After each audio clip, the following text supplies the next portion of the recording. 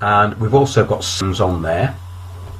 And I've just mentioned Sandy, but Sandy is very good on the global action plan being implemented now in your local area. Rampant globalism and global control is the aim of most large corporations nowadays. Since 2009, Sandy's interest in UN Agenda 21, now known as UN Agenda 2030, and its 17 Sustainable Development Goals. Have a look at those and have a look at what they're decoded as, because it's all, everything's provided to you as a benefit. We have to look at what a benefit is. Benefice is, that's interesting, isn't it? Take a look at what benefice is. And basically it's a new form of indulgence. You pay for your own slavery. Now, Sandy was finding out how this Agenda 2030, this sustainable plan, affected Somerset during the flooding of the levels in 2014. And she's been researching the origins of this global plan and has been doing talks on the subject in Somerset. UN Agenda 2030 Sustainable Development is the biggest threat to humanity and freedom as we know it, and that's coming from Sandy, not me. And I think the thing is with this sort of rhetoric is that it gets picked up by people going, oh, it's a conspiracy theory. I was reading something from The Guardian, you know, that thing that purports to be a newspaper where useful idiots write articles, usually virtue signalling clueless useful idiots. Sorry, I should have prefaced that one. But they were saying that there was this conspiracy theory about an Agenda 21 takeover of the world. It sounds a bit like the useful idiot from Waltham Forest, Clyde Loakes, cabinet member for the environment, who's actually imposing this stuff on the local community, whatever that is.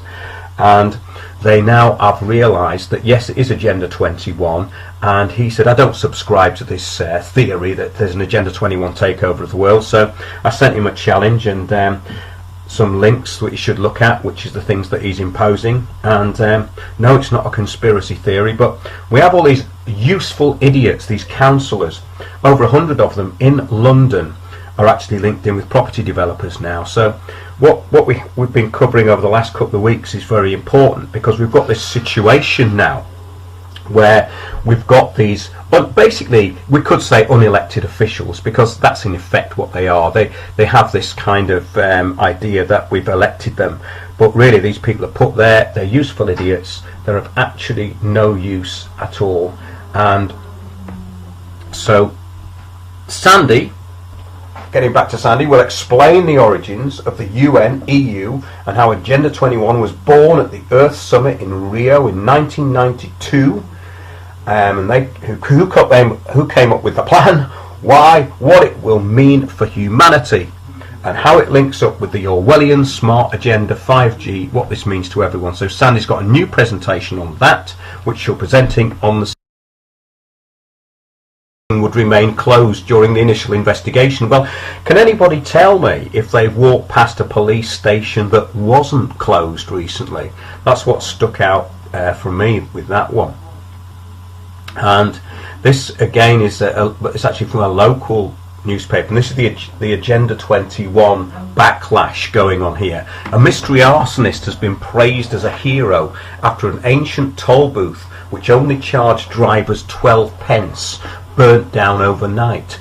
Townsfolk in Warburton, Trafford and Rixton in Warrington were over the moon to learn the hated Warburton Bridge toll booth had been destroyed in a blaze.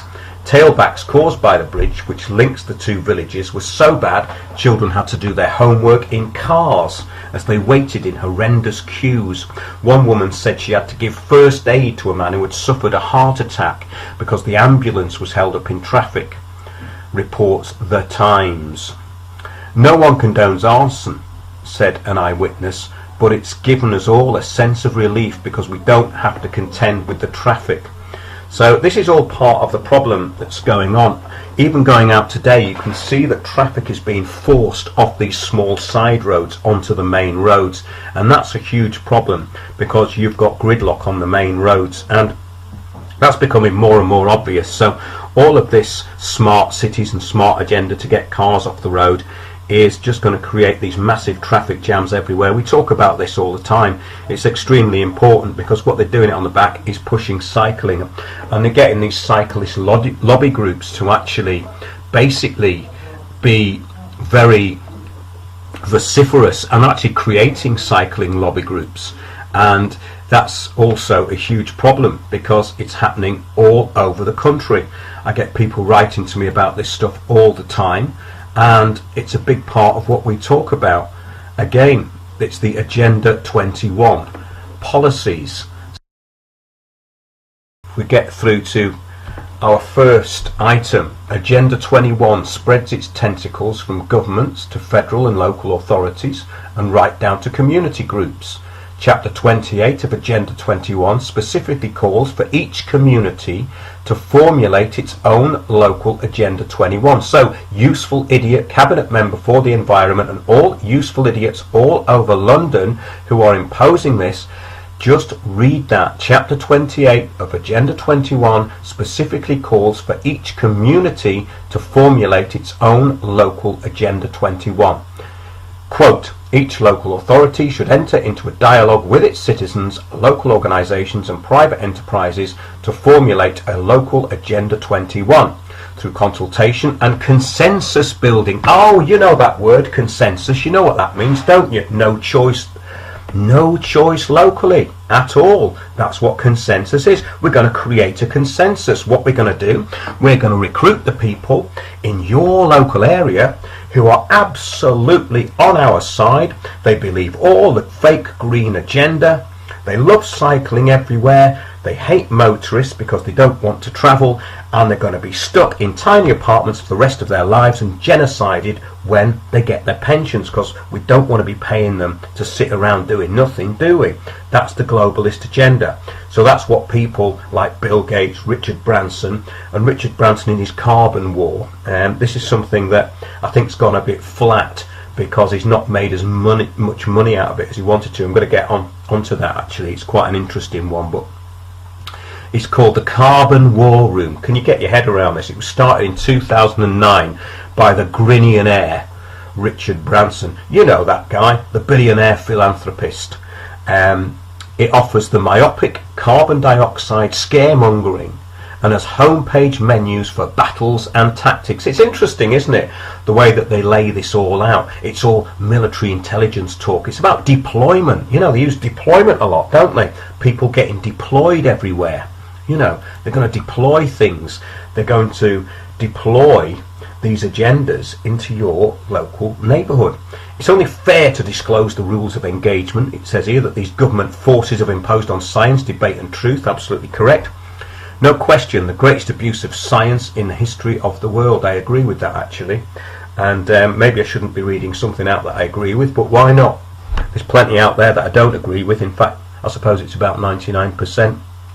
Well, the government has total control of the raw climate database, the vast majority of the funding for research and appointments to authority positions. This is very, very important. They control the narrative all the time. So people say 99% of scientists agree. Well, they don't actually. That was an absolutely flawed premise, and it was 99% of what they thought scientists should say. And it would be in agreement. Basically, if you look how they cherry pick the data on that one, it's absolutely ridiculous. And you get these people actually spouting it as though it's real. So, to counter this monopoly, independent scientists have only their informed intuitions, their courage and empirical reality. Reality, that's what they don't like, to oppose government-enforced dogma. Those who have placed themselves in charge of this rigged climate debate also place their assets into charitable foundations that pay these benefactors in tax-free director fees. That's why these people like Branson are into it, because they make more money. That's why Al Gore was into it. That's why he made his fantasy movies. You know, the ones about the end of the world, the scenarios that are going to happen, which have never happened and never could happen because they're out of Hollywood movies. An Inconvenient Truth. And then he did a follow-up to it. The first one had 15 major errors, and that's not my opinion, by the way. That's the opinion of the judge who looked through it. The government is currently controlled by this crime syndicate. It is indeed to support their short-term economic benefit and long-term total world domination goals. The links for conflict of interest between these government-enforced monopolies and the monopolists extend to controlled media and scientific society level of control. Stuff we talk about all day long. To speak out about this total monopolist and mind control invites being labelled as a conspiracy theorist. Oh, you know that conspiracy theorist one that was invented to shut people up after the Warren Commission on the assassination of Kennedy. We're not going to allow conspiracy theories, are we? No, we're certainly not. The world's megacities are merging. Now this is interesting. This is the globalist stuff, the agenda here, which I've just been trawling out today. The world's megacities are merging to form vast mega regions. Now, councils in this country are partnering with other councils. We're going to get into this. It's very big, literally very big. And it's been going on for a long time, but now we're seeing it, because guess what? They're all unaccountable. Has anybody found any accountability in their local authority? The only authority I've found to be accountable is when I actually pull them up on something that they've done where they could get sued, and that's about the only time you get anything back from these lot. Yeah, it says mega regions which may stretch hundreds of kilometres across countries and be home to more than 100 million people. This is the UN talking, according to the major UN report. The phenomenon of the so-called endless city could be one of the most significant developments and problems in the way people live and economies grow in the next 50 years, says UN Habitat. Now, we have reported on this. Habitat is a conference that happens every 2 years, and we had some of the people who actually go to Habitat.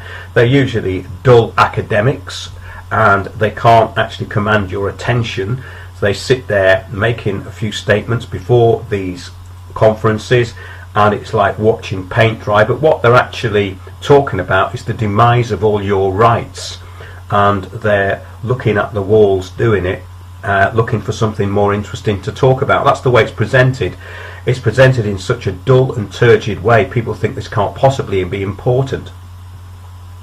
Yes, it says here, the Agency for Human Settlements, UN Habitat, do look that up. It identifies the trend of developing mega regions in its biannual State of World Cities report. That's the State of World Cities report. The largest of these, says the report, launched to date at the World Urban Forum in Rio de Janeiro a few years ago. The Hong Kong Shenzhen Jiangsu region in China, home to about 120 million people. So yes, communist China is the model here, and there are these big engineering firms in China, the big architecture firms, and you can see it's exactly what they're doing in London. Huge areas of tower blocks and high density housing. That's the way it works. The trend helped the world pass a tipping point in the past year, with more than half the world's population now living in cities. There you go, from the horse's mouth. So, half the population of the world are now living in cities. What was the global action plan? To depopulate the countryside. So 50% of people would live in cities. So they've done it. It's now a reality. They're actually spouting that this has happened. Now 10-15 years ago, that wasn't the case. So, there you go. The great old UN going into the third world and helping people, setting up NGOs, controlling the narrative, empowering women, splitting up families, getting people fighting against each other, and then they come in as the peacekeepers. Aren't they brilliant? The UN said that urbanisation is now unstoppable. Well, it is, because no one's doing anything about it. Because these criminals, these people who are implementing this, are not being stopped. Have a look at your local area. See if there's any signs that there's any kickback against this. No, there's only change agents in the area, people who've moved in who are controlling the narrative. And every think tank and every NGO and community organiser type group and organisation is in on it. Yes, it's not conspiracy theory. There's nothing paranoid about this. This is fact. Just check it out. Nobody looks. It's all there. Anna Tibauka, outgoing director of UN Habitat, said just over half the world now lives in cities, But by 2050, over 70% of the world will be urban dwellers. Well, think about that. 70% of the world will be urban dwellers. By then, only 14% of people in rich countries will live outside cities, and 33% in poor countries. You can see their arseholes pucker when they hear the word liability. Well, we had a great show a couple of weeks ago. That was fantastic. Council spy programme backfires. And I keep rubbing their face in that one for a while. But the thing is that there's so much stuff that's happening every week. It's hard to keep up with it. I mean, this week I've had people on at me who are getting their houses stolen, literally stolen, through the administrative courts. I've got people approaching me with campaigns that we're going to put out, and there's a wealth of information coming through. So that's great. It means the word's getting out there. Let's carry on. The development of mega regions is regarded as generally positive, said the report's co-author Eduardo Lopez Moreno. Well, he probably lives in a gated community on a fat UN salary. The mega regions, rather than countries, are now driving wealth. Well, of course they're driving wealth, because they're driving people out of the countryside. You can't live in the countryside. So of course the cities are driving wealth, you countryside. So of course the cities are driving wealth, you useful idiot. Research shows that the world's largest 40 mega regions cover only a tiny fraction of the habitable surface of our planet and are home to fewer than 18% of the world's population, but account for 66% of all economic activity and about 85% of technological and scientific innovation. Yeah, okay, you mean a technocracy. Well, these are the sort of people who sound like paint drying, and you turn off and go, it surely can't be that important if they're talking about it. Well, it is important. They are talking about it, but they are just at the front of it. It's not really them. They're just technocrats. They're these people who will be replaced by artificial intelligence because they haven't got any. So, yeah. I got this message actually from somebody a while ago, and it was about these councils joining up, and it stated that Blackburn, with Darwin, Burnley, Pendle and Blackpool and a few other councils, are to form Pennine Lancashire, and they're in partnership with Growth Lancashire Limited. Is the big corporate side of it, and this is what we find going on everywhere. Everything is being linked up. And yes, mega regions. We talked about mega regions. This is where it all links in, because mega regions are what is being created in this country. We have mega regions in, yes, all over the world through habitat, through the UN Habitat Agenda 2030. Oh, it's a conspiracy theory. No, it's not. They have them every 2 years. Check out the Habitat conferences. So, yes, they're in partnership with Growth Lancashire Limited. That's this huge area that's joined up. Blackburn with Darwin, Burnley, Pendle, Blackpool, a few other councils it says here. You can look into that yourselves. Chairman for Growth Lancashire is Tim Webber, who is also MBE. Oh, never.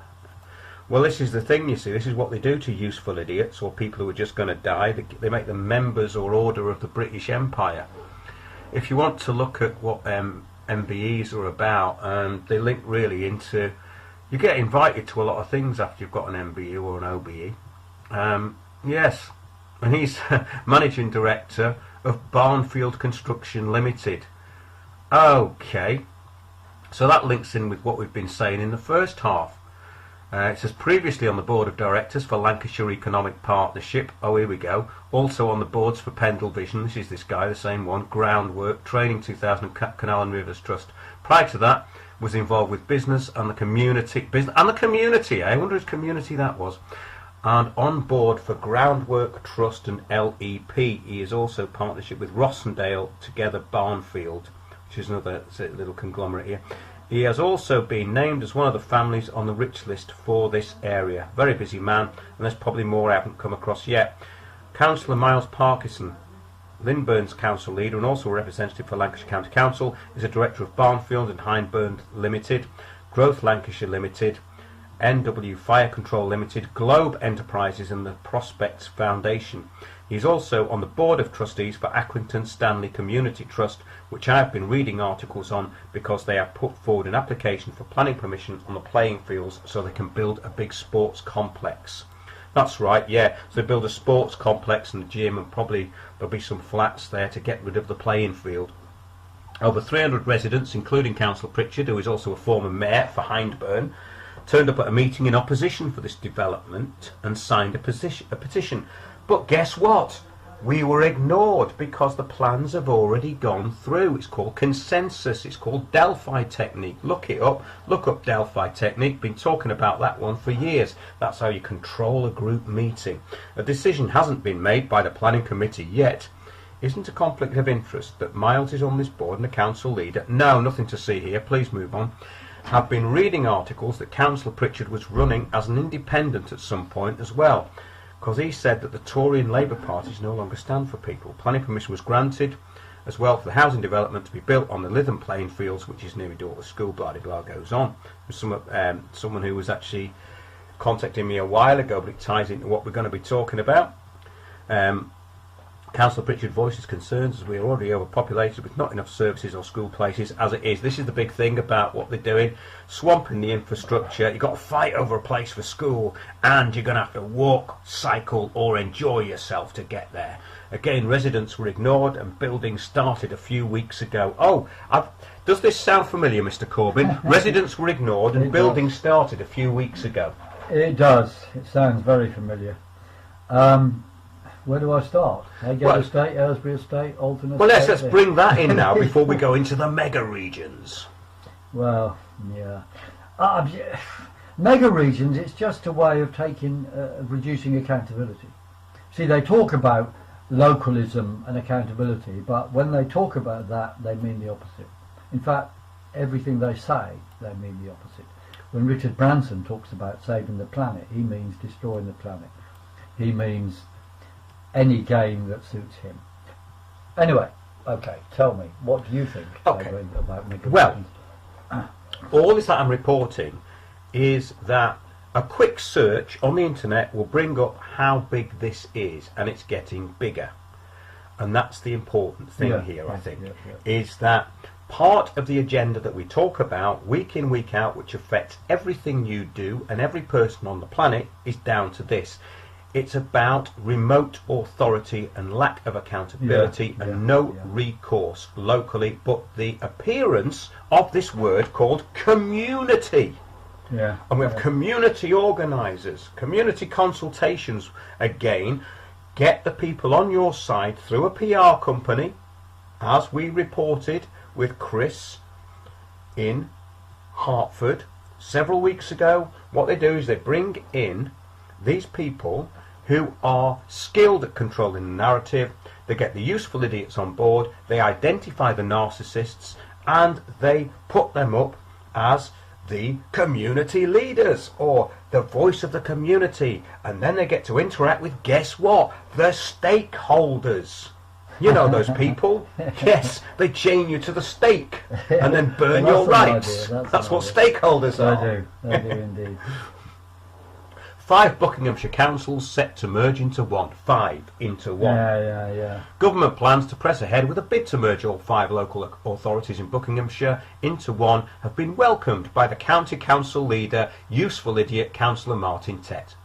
Housing Minister Sajid Javid, you know, the one who stands with his legs apart in a very expensive suit, announced on Monday, March the 12th, this was a while ago, this year though, he was minded to proceed with plans to merge Buckinghamshire County Council and the district councils of Aylesbury Vale, Chiltern, High Wycombe and South Buckinghamshire into one unitary authority.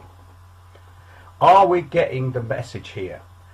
This is absolute remote authority, no recourse locally. Oh, but you voted for all those flats, didn't you? Didn't you go to the meeting? We did send it to you. Oh, well, we've got so big now, sometimes people don't pick up everything because, you know, we've got 5 counties now. In his statement, he said, I am satisfied that this new single council, it's 5 into 1, so it's become one, and it's just one council now.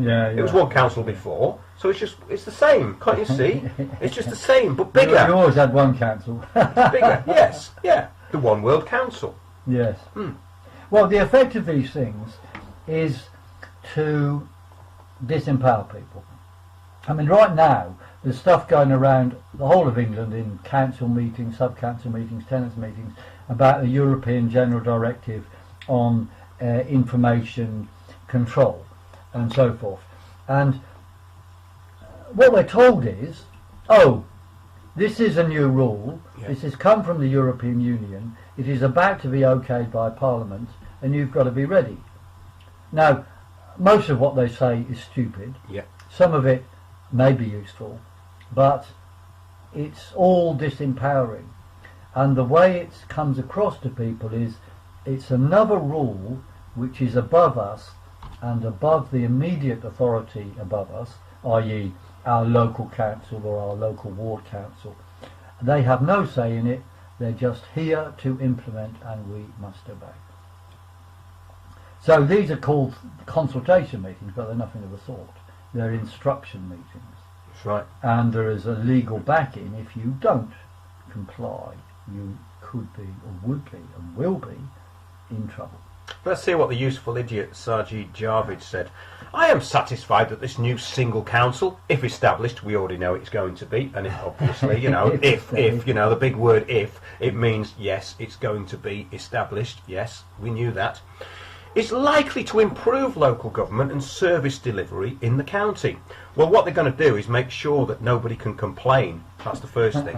It is likely. Why can't you say it is going to? I mean, come on. Well, because it has to be seen to be a democratic process, Piers. We can't just enforce tyranny on everyone without, you know... It ought to be, if he's going to do it, it should be a dead cert, or you don't do it, right? My motto on these things, if it ain't broke, don't fix it. All the time, councils are so-called fixing things which are not broken and destroying life, communities, people, everything. Like the Aylesbury estate, Haygate estate, and now they're trying to do it on the... No, but he's saying it's generating savings, which means cuts to everything. So generating savings just means that more money goes to their pension pot, wherever it does go, or through their corrupt third parties. So I've come to you, Mark, to generate a saving. Now, can you give me your purse and I'm going to take it? Well, yes. Half your purse, that's generating a saving, right? Absolutely, because it means that you can save because you don't spend as much because you've taken it off me. Of course. Yes, I understand where it's coming from. It makes perfect financial sense. Increasing financial resilience, which again means cuts to services. Well, my resilience will go up if you give me some money. Well, this is what the whole thing's about, really. It's about protecting financial interests, Piers. Something you may not know anything about. So facilitating, lovely. It's got the F word.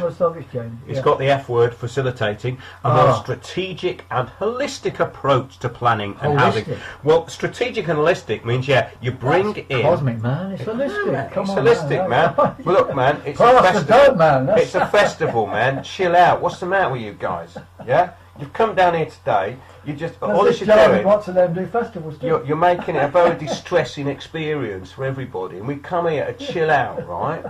We've come here to chill out, we've got together, we all want to be sustainable. Everybody wants to be sustainable, don't we? Now, a more strategic and holistic approach just means basically scientific social engineering to planning and housing challenges. Oh, we've got housing challenges and sustaining good... Destroying it. That's why they're destroying is that why? That is the challenge. That is why. I didn't know that. I'm also satisfied, this is Sajid Developers cause the housing crisis. They're causing the housing crisis. There's not any solution to it. Well, you have to create the problem before you can bring in the solution, Piers. I mean, come on. Right. I mean... Carbon problem. Yes, I forgot the carbon problem. And the common problem. The common problem is that we are hugely overpopulated because 50% of people now live in towns. This is the thing, Piers, that this is the sort of thing they're going to spout. They're going to spout the things that come out of these conferences, the ones we talk about, the ones that are meant to be conspiracy theories. I'm also satisfied that across there's no conspiracy. They're just working in their own interests together. I mean, see what the MP says. See what the MP says. And then we could talk about the raft of Wall Street globalist ideologies that they're promoting. I'm also satisfied that across Buckinghamshire as a whole, there is a good deal of local support for this new council. Wait a minute, it's not a new council, right? It's 5 councils that are going to be put into one. So nobody's voted anybody in here, have they? Not. So it's not a new council. No. So it's not a new council, it's just basically a conglomerate that's come together. It's everything becoming Google. Do you know what I mean?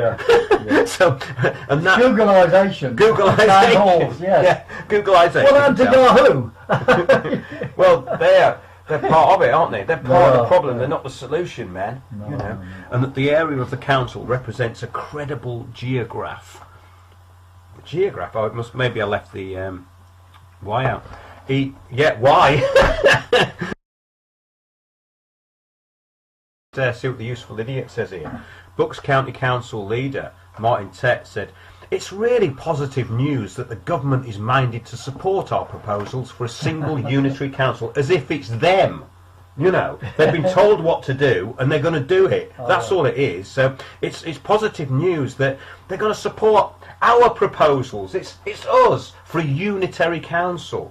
So, you know, the new council will simplify the current local government setup by making it unaccountable, of course. Yes. Yeah. Save many millions of pounds to plough back into frontline service." Really? Really? Like the Aylesbury estate. They destroyed community centres and now say they're doing deals with developers in order to get money to build community centres. I mean, it's utter bullshit.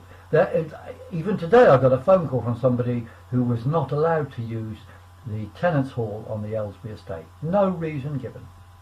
The hall could be used, but the council now controls it, not the tenants, and they do not want the organisation of the community to do anything.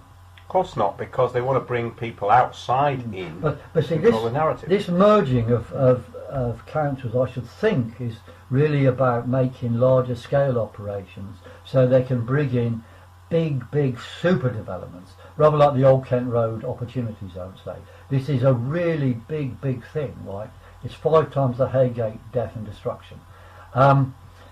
And I think they would like to do even bigger things on a bigger scale involving many councils simultaneously, which would completely disempower local opposition, because people would be bemused by the size of what they were facing and hopefully would give up. Now, of course, my view is you just organise on a bigger scale to deal with these things, but the powers that be have an agenda and we have to break it.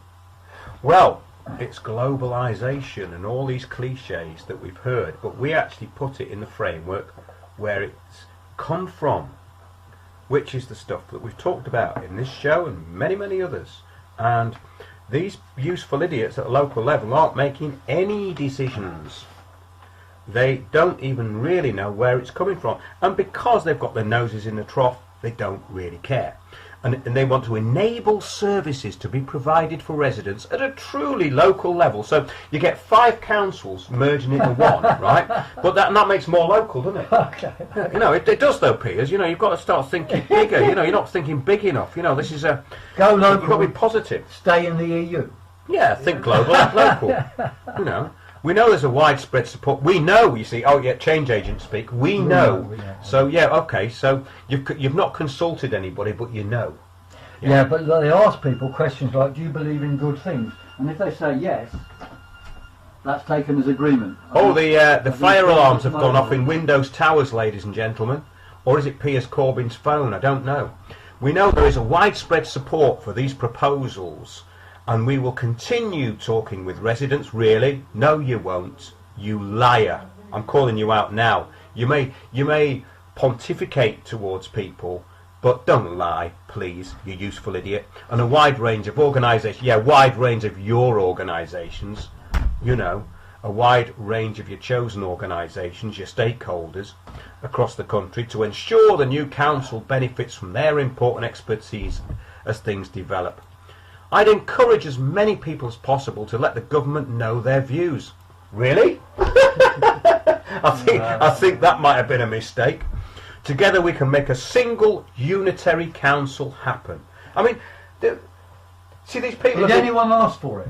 Well, apparently not, but they're just telling you it's a good idea and that it's going to bring things more local, you see. It's going to make things smaller. So you make things bigger and then they become smaller.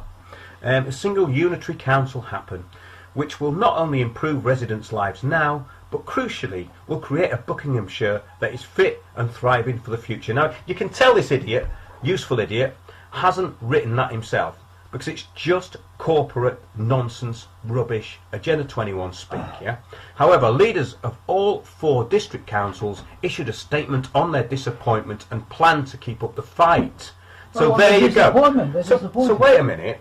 So in other words, he's said all that, right? And none of it's true. So in the next line they say it's not true. However, leaders of all 4 district councils issued a statement on their disappointment and plan to keep up the fight against it, right? So they say, oh no, we've all agreed on it, nothing to see here, move on, but apart from the fact that, oh yeah, nobody agrees apart from me, I'm the useful idiot change agent, but I'm making a public statement here. It's on behalf of the community. You know the community, you know that thing that's 5 councils in one now, and it's getting bigger, it's bigger. It's a global agenda, implemented at a local level. What could possibly go wrong? Road humps. That's always a swear word. It was a swear word, sorry. Right. Yeah. It's stated, while we are extremely disappointed, the minded to decision is not set in stone, and as the process allows, we will be making the strongest possible representations to the Secretary of State that this decision is not the right one. Well, there you go. So they were fighting. How did it come about? I'm a bit bemused about what. Well, it was thrown on them all together. Yeah, but did they do focus groups and tell people what they wanted to hear, and then declare join the 5 councils? Well, it doesn't sound like it. I'd like to know if people in Buckinghamshire what actually happened. Because if the council leaders already disagreed, I'm a bit amazed that it's got this far. Well, we bring in our own people, Piers, and we have consultations. And those consultations seem to be telling us a different story than what these minority of people are saying. Okay. Yeah. Well, I don't think council leaders necessarily represent anything apart from themselves, but it's a bit curious. The council leaders are really against it, whereas he says the community wants it. That was the whole point of my preface. Indeed it was, I know, but I'm just... Well, I'm being as bemused as a listener. Well, it's great, actually, isn't it? Because we don't believe that this decision is in the best interest of our local residents, businesses, community groups, real ones, not the fake ones, parish councils, and various other stakeholders. What they should do is have a ballot on the matter. Take the whole 5 regions and have a great big mini referendum on whether we're going to be in the Buckinghamshire Union or not, whatever they're going to call it, you know. And I bet people would vote no, because they can see local accountability is going to be trashed by this, which is what it's all about. The Unitary Council, you say? The same purpose as the European Union. It's the same type of stuff. Okay, so let's go to Oxfordshire now. Oxfordshire County Council has recently released proposals to merge Oxfordshire's 2-tier local government system, which currently consists of 5 district councils and 1 county council, into a single council body or unitary authority. Now, this is what I don't get, Piers, right? That it's the same language they use all over the country, and for some reason these useful idiot councillors think it's particular to them. Go anyway. The unitary authority has gone to Oxfordshire, so it's gone from Buckinghamshire to Oxfordshire, and it's getting all over the country actually. Well, they probably can't. Look, they got the same. So it's cut and paste job with this. You know, you've got the document and you change Buckinghamshire to Oxfordshire, and 5 to 6. This is what I've been saying for years, Piers, but nobody believed me. Well, they should just go on the website and have a look. It'd be easy, wouldn't it? The key changes in the proposal are reducing the number of councillors from 282 to between 100 and 120. Oh, I see. So does that mean more or less accountability in your opinion?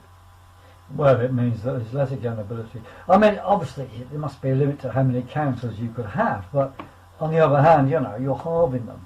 I mean, as it is, councillors always claim they're too busy to represent people effectively when there are problems, and the local authorities keep councillors busy at endless stupid meetings in the town hall. I recall these things when I was a councillor, that 90% of what you do in the town hall is a waste of time, but it's to keep you off the streets.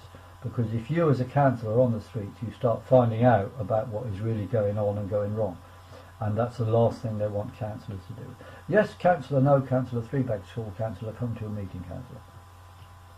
But Piers, this is called joined up strategic plan.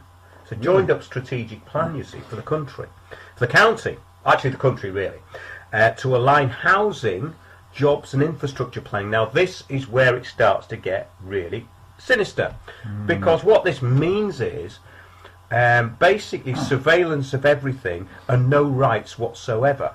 That's it. That's what they're actually doing here, ending confusing divisions of responsibilities. No, it means ending responsibilities by having single points of contact. In other words, so you've got one call centre with people who don't know what they're doing, don't know what they're talking about. So, oh, your housing associations, yes, we've all merged now, so nobody's liable. Oh, but my ceiling's fallen in. Oh, I'll have to put you through. Yes, who are you with? Oh, right, okay, yeah. And that's the way it goes. Yeah, so we'll exactly right. You sound as if you've listened to these calls quite a lot. But they are. Those call centres are, I don't think they're popular anywhere, because they're full of people who are ill-informed.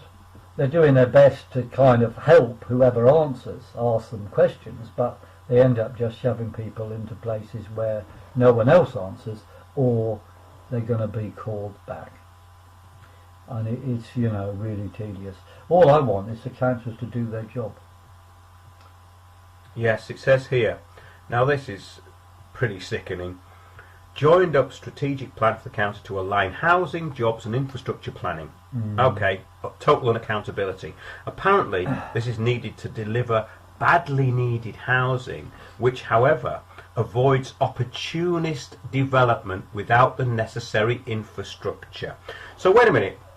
So there's nothing wrong then with opportunist development, but what they need to do is make sure that the infrastructure's there. Well, actually that's not what happens. The infrastructure is never in place in these new developments, and we're hearing this from all over the country. So in other words, you spend all of your time, if you're not cycling, in a traffic jam, and you can't get to a doctor, and then you go, wait a minute, where are all the schools and all this sort of thing? This is what happens in these places. What they're doing is I've noticed it everywhere, and it's interesting the way it goes, because in some of these areas they're obviously being designated to be a bit more elite, because they're building these places like eco houses, which have got a little pond. So you've got a load of houses around a little pond. Now these are going to be the sort of Agenda 21 gated places of the future, and when you look at where they are, you think, well, nobody wanted to live there before. But this is what's being done. This is the part of the depopulation of the countryside thing. In other words, only the people with lots of money are going to be able to see a bit of greenery. Oh, wait a minute, you've got a bit of greenery, haven't you? It's called your local community hub, you know, which has got a patch of grass outside it. But some devolution of power to district geographies, it says here, will be permitted. Oh, it's nice of them, isn't it? Permitted. Well, one would hope it's there already. 5 area executive boards consisting of unitary councillors. Oh, there's a new word, unitary councillors. It's religious, isn't it? Well, it's one world, you see. It's the Father, Son and the Holy Ghost all combined. This is the Holy Ghost, maybe. Yeah, one world, one love. Let's get together and feel all right. Unitary councillors from the 5 former district councils will hold power over local planning. Power over local planning. There you go. But this is the key to what's going on. Yes, if developments are below 200 homes. 5 will hold power over local unitary councillors. Well, only if it's a small development. If it's a big development, they have no power. Is that what it Well, means? what they're trying to do is make it as though they are accountable in some way. Consisting of unitary councillors from the 5 former district councils will hold power over local planning if developments are below 200 homes. Okay. So, okay, if there's thousands of them, then no one cares. That's right. That's right. Well, yeah, I think the way that is written is what it means is that the powers are going to be taken away if it's a big development, which raises the issue of the Elephant and Castle. Yes. Where the Elephant and Castle plan is being put forward by Delancey, a offshore thieving operation, who want to destroy the whole local community and build super duper luxury flats, many of which will be kept empty for land grab, speculation and money laundering. But the local councillors in 3 of the wards have all revolted and said, no, we don't want this. And after the council elections, there's been certain wobbles inside the Labour group which suggests there will be continuing opposition to this. However, I can see with the type of new structures you're talking about there, these sort of councillors will just get completely ignored, because they'll be told, look, hang on, Delancey is building 979 units. I'm sorry guys, that means you've got no say on this. Exactly. So it looks like to me it is a way of bypassing local opposition, because these councillors would have gone ahead but for the community, the actual community fighting back and having big demonstrations and mini riots outside the town hall and so forth. And which is why they control the narrative. They responded, yeah. They control the narrative locally because they take out the people. That's what Delphi technique's all about at those meetings. You were identified as a troublemaker straight away, and that went in the council. Well, no, you weren't making trouble. What you were doing is bringing something troublesome to the table, like accountability. I was bringing trouble. I wasn't making it. Yes. You can't make trouble where no trouble exists. Or can well, I don't know. But the thing is that they saw it as trouble. You see, because when I asked them, who do I get in touch with? You know, they go, oh, our team leader. And I spoke to the team leader, and she said, oh, I was involved in Agenda 21 locally. What a surprise, eh? What a surprise. So in other words, they're rolling that thing out, and the people there were facilitators. So they split us up all into groups of 12, making our little covens all around the place. Oh yes, the Last Supper. And well, we didn't even get any supper, did we, really? It was rubbish. No, there was council tea, which usually goes bitter after a short time. Well, I suppose you're right. It wasn't a happy experience, was it? And I remember it very well because I said to the We're talking about the Auckland Road. Which is an area of southeast London in the UK for our international listener. It's the Auckland Road Opportunity Zone, where some tenants associations or other estates are trying to opt out of it. And during the election, we announced, with some of us, we wanted to opt out of it. Would this be allowed, we asked the council leader. And at the hustings, where he was being quizzed, he answered every question in some sort of form, except for that one, which he studiously ignored. Yes. So and also, we're going to be opportunity zoned without being asked. Well, this is another thing, the business opportunity, they call it the business opportunity thing as well, and nobody really knew what that was locally as far as business people were concerned, because they weren't consulted about anything, and that was proved in the meeting. There was a fella there, his family had been there since 1947. They said, oh yes, we'll consult with all the local businesses, and he said, well, I wasn't consulted. Oh dear, we've missed you out. He said, no you haven't, you've missed all the businesses in the borough out. There's 800 here as well, you haven't consulted either. So that was it, wasn't it? It was, well, that's just typical of what goes on. So what they're doing is they're taking away all input locally. You have no input locally now whatsoever. When I moved out of Waltham Forest, they told me there'd be 1,000 new flats on my doorstep in a very built-up area. I said no thanks, and I've moved now. And this is happening everywhere. It's just well, it's the Unitary Planetary Council, really, isn't it? You know, that's what we're talking about here. And which is what? Oh, UN Habitat comes out every 2 years, and they're telling you now that 50% of people are living in cities worldwide. And well, is this meant to be good or bad? What are they? Well, they're saying it's great. They're saying it's a great thing because it's all about the economy. Well, wait a minute. If you push everybody into cities, then that means that all of the smaller places are no longer functioning. And they're not, because they're taking all the cash machines out. It's harder to get anywhere. What they're doing with the Agenda 21 plans is the Wildlands Project. Look at the Wildlands Project. They had in Waltham Forest the Wetlands Project. What they're going to do? Oh, they built entrances onto Hackney Marshes. Have you ever heard of such a thing? Because I don't think there was entrances on there before. What they mean is they're closing them off because they're putting gates up. This is the sort of way they sell it. They sell it as a benefit, you see. It's like the... Oh, so building an entrance is closing down That's right. Entrance. That's closing down some open land. 1984 was some time ago. Exactly. And the new speak of 1984 is being implemented at a local level. Of course. That's all they're doing. But apparently there's it's all billed as necessary, you see, in a response to austerity. In future, government expects councils to self-fund entirely, pretty much via council tax and business rates alone. Well, business rates put businesses out of business. That's what they're there to do. And do we need to self-fund gates which weren't there before to prevent us going to where we could go before? We have to contribute, Piers. Everyone's got to contribute. This just doesn't happen overnight, I mean, people have to take responsibility for their own community. But the cynic in me feels that this is really all about the Tory-led council trying to grab more power, as Oxford City is solidly Labour voting and the rest of the county is Tory. Okay. I don't think it's anything to do with that. Is there any right left? Are there any rights left? Oh, right. Yeah, do you mean? Both have different priorities. I don't think it matters now. Apparently Wiltshire, Durham and Cornwall all fairly recently became unitary. Is anyone who lives in one of these council service areas able to comment on the extent to which the new arrangements have been an improvement? Please tell us. Were they asked what was going on? Were they told what the benefits would be?